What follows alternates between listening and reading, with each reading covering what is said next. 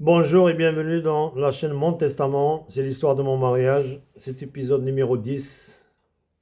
Je crois que ce sera le dernier, sauf événement contraire. Cet épisode est destiné à la mère de mes enfants. Pas vraiment à la mère de mes enfants. Parce que ce n'est pas à toi que je m'adresse, hein. On a tout dit, tout fait, il n'y a plus rien à dire. Je voudrais juste que ceci profite à d'autres. Moi, j'ai fait mon testament. Je ne sais pas si tu as fait le tien. Fais le tien, n'oublie pas de mettre dedans que tu es prêt à aller en enfer pour moi. On va tous mourir, hein. Un jour ou l'autre, on va tous mourir. Donc je t'ai réservé 3 pages, 11, 12, 13. Je n'aurais jamais cru tout ça de toi si je ne l'avais pas vécu. Autant je t'avais choisi pour ta piété, parmi une dizaine que tu connais très bien, hein. Vous m'avez sélectionné par hypergamie. Tu as simulé jouer la pieuse pour m'aguicher. Autant quand j'ai compris ce que tu valais, je n'ai aucune, alors là, aucune peine à te quitter. Je suis parti sans scandale pour épargner les enfants. Pas comme tu dis, par lâcheté, il a délaissé ses enfants, elle est partie avec une autre femme, je sais pas quoi d'autre. Non, non, non. Je suis parti pour épargner les enfants, je me suis déjà expliqué sur ça. Maintenant que les enfants sont majeurs, je reviens. Et je vais livrer la vraie histoire de mon mariage avec ta tribu. Par bonté et naïveté, j'ai pardonné. J'ai pardonné beaucoup de choses, 25 ans de méfaits. J'avais même compati pour ta virginité. Après 25 ans de mariage, il paraît que cette section dure 25 ans. 8 enfants, 2 avortés, un à mon insu, comme beaucoup de choses. J'ai très bien compris, et brusquement, hein, très bien compris à travers tes briefings téléphoniques, le plan machiavélique de ta tribu. Seul tu vois rien, tu es fier, mais fier de quoi? Tu étais juste la main exécutrice. Et même si tu avais échafaudé tout ça, on est fier d'avoir fait des bonnes actions. Fier de quoi? D'avoir menti, d'avoir comploté, d'avoir essayé de me tuer, d'avoir essayé de m'accuser. Tu es fier de quoi? Et un sang contre un, et un naïf en plus. C'est très facile. Il n'y a pas de quoi se vanter. Il n'y a pas de quoi être fier. Dans ma naïveté, je t'ai donné, j'ai essayé de te raisonner 4 ans. Je t'ai donné 3 chances. Je croyais encore à l'image que j'avais de toi. Quand je t'ai dit, tu me plais, tu regardais le bout de tes chaussures. J'ai cette image, mais j'ai réussi, t'inquiète pas, je me suis soigné, hein. On a convenu d'un divorce amiable pour épargner les enfants. Après, tu me dis, non, non, non, j'ai pas encore fini avec toi. Tant de haine, plus de 25 ans de méfaits, tu n'as pas encore fini avec moi. Comment ça se fait? C'est plus tard que je comprendrai. Tu as vécu 20 ans avec un père que tu haïssais, et 25 ans avec un homme que tu es. Mais tu fais pitié. Tu m'as jamais aimé, mais je savais pas, moi. J'aurais respecté. Je t'ai pas obligé à te marier avec moi. Qui t'a obligé? En tout cas, pas moi, hein. Si tu m'avais dit je t'aime pas, ou alors tu veux faire ta vie toute seule, j'aurais respecté, je t'aurais même aidé, carrément, ouais, ouais, ouais. Mais pourquoi 25 ans, 8 enfants? On aurait pu, malgré tout, on aurait pu divorcer sans scandale. Tu voulais le scandale, ah ben le voilà. Tu as osé m'accuser, fomenter des accusations, violence, inceste et adultère. T'as pas honte. Est-ce que tu arrives à te regarder dans le miroir? Tu voulais te venger de quoi? Mais je t'ai rien fait, moi. Quelque chose qui mérite autant de vengeance. Mais pourquoi tu as bousillé 6 enfants? Pour les appartements et l'argent? Ton problème, en fait, il est psychologique. 20 ans avec un père que tu haïssais à mort, à tel point que tu as refusé de le soigner. Moi, j'étais prêt à vendre mes appartements pour lui payer sa greffe. Rappelez-vous, mes enfants. Toi, tu as refusé. J'avais pas bien compris. Maintenant, je comprends. Tu voulais te garder les appartements pour toi. Les appartements, ça se remplace. Un père, ça se remplace pas. Tu as même refusé d'aller le voir ton père qui est mourant. Les enfants sont témoins. C'est moi qui t'ai ramené de force jusqu'à l'aéroport. Mais cette haine que tu avais envers ton père, tu l'as transmise à mes enfants envers moi. Il ne faut pas que des enfants aiment leur père. Le père, sa place, c'est la haine. Mais c'est pas moi qui t'ai violenté. C'est pas moi qui t'ai violé. C'est ton père et ses deux soldats, toi et ta sœur. D'après ce que tu m'as dit, c'est ML.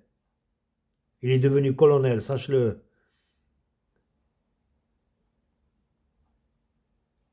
Et ta tribu est connue pour ça. En fait, je trouve qu'on a tous payé à la place de ton père. Ta trahison a été calculée, préméditée depuis longtemps. Tu me complotais dans le dos tout le temps, jour et nuit. Et tu préparais ton projet personnel à l'insu. Les enfants, compte bancaire, FARC, formation à l'insu, empoisonnement, accusation, tribunal. Pendant que moi, l'âne, comme tu m'appelles, j'ai arrêté mes études universitaires pendant 3 ans pour te faire le regroupement familial et te faire tes papiers. J'étais associé à tous mes projets. J'avais aucun autre projet ailleurs, hein. J'étais associé à tous mes projets. Et tu montais tes projets en solo. J'étais associé à mon seul compte bancaire. Depuis que j'ai posé mes pieds en France, j'avais un seul compte bancaire. Je l'ai rendu compte conjoint. Tu avais ta carte, tu y avais accès. Plus tard, je découvrirai les misères. Et tu as fait un compte personnel en cachette. J'ai acheté les appartements, j'étais seul à les financer, j'étais consenti 50%. Et alors qu'on était sous régime séparation des biens, tu n'as jamais participé. Même ton héritage, tu ne l'as pas ramené. Apparemment, tu l'as donné à ta tribu. Et je t'ai jamais rien demandé. J'étais associé au projet professionnel où tu étais censé participer. Tu n'as jamais participé. J'ai fait ce projet pour acheter tout l'immeuble où on était. Et j'ai failli faire la bêtise. J'ai commencé à rassembler des fonds, à chercher des crédits pour acheter tout l'immeuble et te consentir encore 50%. Tu aurais pu attendre un peu. Tu m'aurais pris à la gorge avec des crédits et tout, hein. Le but de tout ça, de ta tribu, c'est quoi? C'est le butin, c'est le butin. Mais comment? Travailler pour gagner de l'argent, c'est bien d'avoir de l'argent, mais pas en dépouillant les hommes à travers le mariage. Si pour vous, les femmes se donnent aux hommes à travers le mariage, pour les dépouiller, ramener le butin à leur tribu, enfants, argent et patrimoine, ce que vous avez déjà fait, ou tu étais une simple et vulgaire marchandise, pour moi, le mariage est une institution d'abord honnête et sincère, où on partage les projets, les finances, les joies et les peines, et si jamais c'est nécessaire, un divorce amiable sans scandale. Et pour moi, les femmes qui se donnent pour l'argent ont un nom universel. Les parents et les familles qui vendent leurs filles ont un nom universel. Quand on y regarde de près, ces femmes sont suffisamment honnêtes, plus honnêtes que vous. Elles s'affichent, sont chronométrées, tarifées et pas chères. Sans parler de religion. Toi, religieuse, toi, une religieuse est prête à aller en enfer. Vas-y toute seule, personne ne t'en empêchera. Le plan de ta tribu est machiavélique, mais il a deux failles. Si jamais une de vos femmes doit refaire ça, dites-lui d'améliorer, de perfectionner le plan comme vous l'avez toujours fait en se concertant des plans A, B, C, etc. Bon, il y a deux failles, faisez attention. Il fallait éviter des hommes honnêtes et modestes comme moi et choisir des hommes poules et fortunés. Saoudiens, Qataris, il y a des femmes comme vous qui se sont données à des émirs du Golfe. Ils leur donnent 2 ans, 3 ans de leur vie et ils raflent des milliards. Sans enfants. Voilà un bon petit plan. Et dans ce plan, tu es celle qui a réussi le moins. Ta tante a dépouillé un colonel, entre autres, hein. Ta sœur a dépouillé un homme d'affaires, un gendarme, mais je crois que le gendarme, c'est lui qui l'a eu. Et un avocat, le dernier. Deuxième faille de votre plan, et là, s'il vous plaît, s'il vous reste encore un minimum d'humanité, n'embarquez pas les enfants dans votre folle entreprise. J'ai comptabilisé au moins 21 enfants que vous avez traumatisés et privés de leur père. Parce que vous considérez les enfants comme un investissement financier. Même les bébés à pas ont été utilisés. Ton plan satanique oulidien pensait le petit bébé Abdelrahman, le pauvre, au bon moment pour le faire pleurer et manipuler les présents. J'en avais vomi, au sens propre. J'ai averti le père, ça lui a servi. Et je dirai au petit Abdelrahman quand il sera grand, je ne sais pas si je serai encore en vie. Mais c'est quoi votre religion? On n'a pas la même religion en fait. Ou alors carrément, encore pire, est-ce que vous êtes des êtres humains? Se jouer des bébés comme ça, pour vos fins, quelle fin maléfique. Est-ce que vous êtes des êtres humains? J'ai fait des bonnes actions, que Dieu agrée. J'ai contacté le premier mari de ta sœur. Il m'a raconté, ta sœur a disparu la nuit des noces, comme toi. Maintenant, j'ai compris, parce que la virginité pour vous, c'est très importante, comme vous l'avez perdue, donc il a fallu faire un scénario pour cacher. Le mari a demandé le remboursement des frais du mariage. Pour ne pas rembourser, ta sœur a fait semblant d'être rentrée à simuler la possession. Et ton père pleurait à genoux, franchement. Moi, mon père pleurait à genoux. T'as pas honte? Là, bon, j'en dis pas plus. Le mari, le pauvre, a pu récupérer une partie de son argent.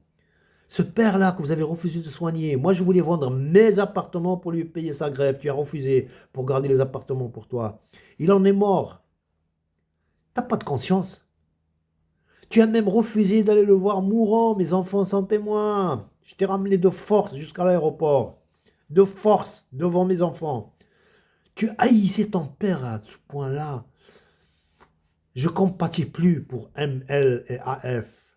Peut-être que je vais l'expliquer dans mon nom. Quoique j'aime pas les noms et je vais dénigrer personne. Parce qu'ils m'ont rien fait. Si tu n'étais pas là, ils m'auraient rien fait. J'ai averti le dernier mari de ta sœur. Il a licencié le secrétaire complice. Il a récupéré son appartement. Il a divorcé et s'est remarié. J'ai oublié d'informer Ben Haddou. Je l'ai cherché, je n'ai pas trouvé. Franchement, Ben Haddou, à qui vous avez fait la mise en scène de la fête du mouton, je vous écoutais au téléphone. Vous m'avez fait le même scénario, je vous ai cru. Hein. Franchement, un conseil, vous avez en groupe, pas individuellement, vous ne valez rien. En groupe, vous auriez fait des bons metteurs en scène. Tu sais de quoi je parle. Ouais. J'ai informé la dame que vous vouliez arnaquer pour les papiers. La pauvre, il voulait juste se marier, Mskina, la pauvre. Il voulait juste fonder une famille et vous me la manigancez pour ses papiers. Ouais. Je l'ai informé, je l'ai sauvé. Hein. Je vais faire une meilleure action. Je vais écrire un livre que je vais divulguer dans le monde entier hein, pour sauver certaines victimes, pour vous démasquer.